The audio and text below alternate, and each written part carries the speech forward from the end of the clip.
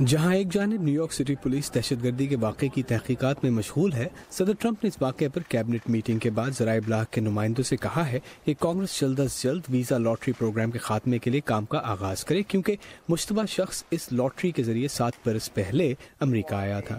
صدر ٹرمپ نے کہا وہ لاٹری پروگرام کی جگہ میرٹ کی بنیاد پر ویزا پروگرام کو ترجیح دیں گے۔ ہم چین مائیگریشن کا خاتمہ چاہتے ہیں۔ یہ شخص جو یہاں آیا تھا وہ اپنے ساتھ دیگر افراد کو بھی ساتھ لایا ہے۔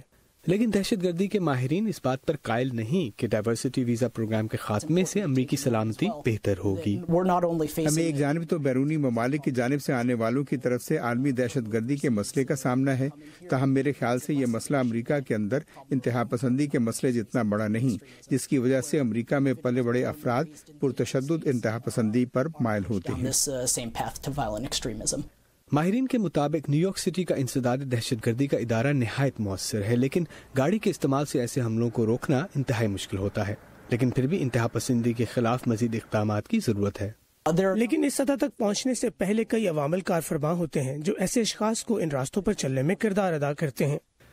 دوسری جانب نیو یارک کی ازبک کمیونٹی سے منسلک کارکنان کا کہنا ہے کہ اس معاملے پر جاری گفتگو میں ان کی کمیونٹی کے نئے تارکین وطن کے لیے کسی سپورٹ نیٹ ورک کی کمی پر بھی بات ہونی ضروری ہے۔